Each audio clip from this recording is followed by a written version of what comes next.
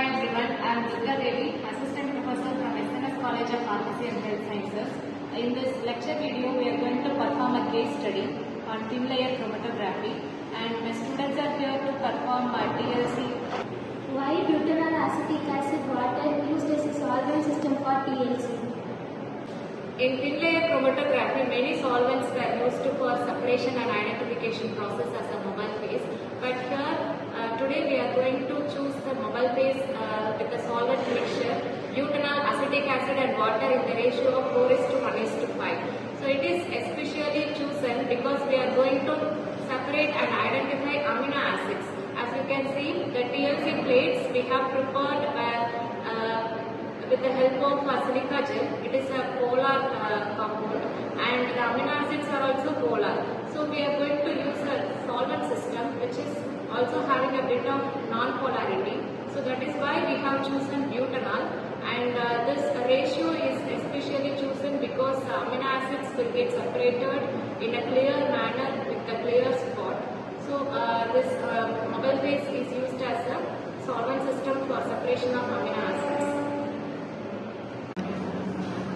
Hairstyle wise is prepared using silica gel, which is a polar compound. Silica gel value is prepared using water and is poured into the glass tube. The preparation technique used here the polarity technique.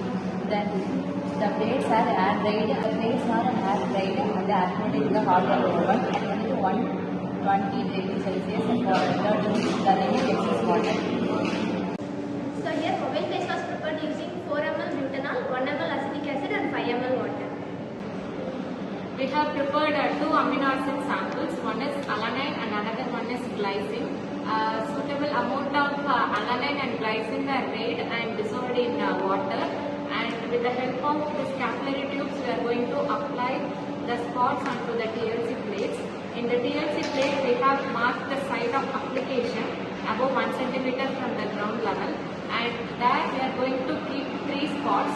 One is standard and another one is unknown sample, 2 standards and unknown sample, and with the help of RF value we are going to find out which amino acid is present in the unknown.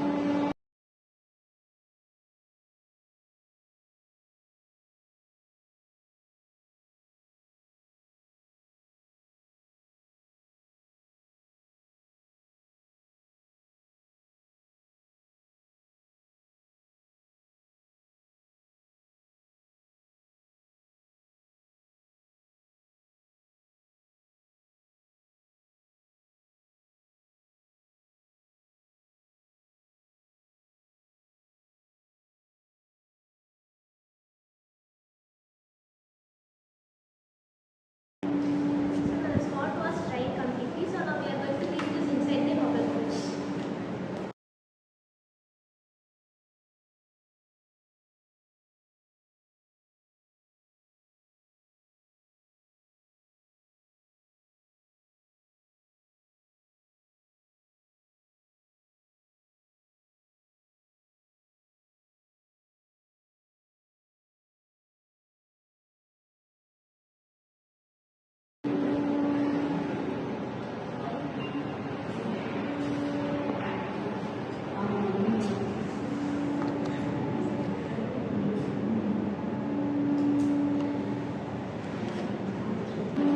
The mobile phase has been developed to about 3/4 of the thin layer stationary phase, and we took it out from the mobile phase system and we are going to dry it in air until the stationary phase dries, and then we are going to apply ninhydrin. As ninhydrin is the suitable detecting agent for amino acid, we are going to apply ninhydrin reagent on the surface of stationary phase until the solvent front, and again we are going to dry it in hot air oven. Okay, then we will be getting purple spots. We have air dried our plate and then sprayed ninhydrin reagent over the plate and kept it in hot air oven at 108 degrees Celsius for a few minutes. Now you can see we have obtained some spots here, and with the help of this spots we are going to calculate RF value, that is retardation factor, which is actually the distance travelled by solute divided by distance travelled by solvent, and with the help of that particular calculation, we can calculate the RF value of each the spots, and after calculating its RF value, we are going to compare our unknown RF value to our standard, and we are going to find out what amino acid is present in our unknown sample. Okay, coming back to the case study question, why butanol, acetic acid and water is used as a mobile phase for identifying amino acids. Now we have performed the separation process and achieved the identification with the help of detecting agents, and we have identified which amino acid is present in our unknown sample, and the solvent system we have used for the study is butanol, acetic acid and water. There are many solvent systems we can use with the suitable ratio of organic and polar phase as well as non-organic solvents. We can use the various mixture of solvents for separation, but we particularly went for butanol, acetic acid and water. It is because we are going to identify amino acids.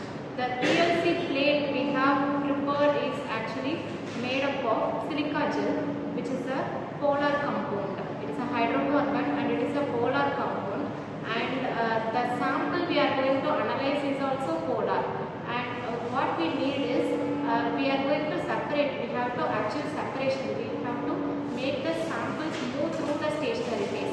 So for that we need some other polarity, some other nature of solvent along with this stationary polar phase.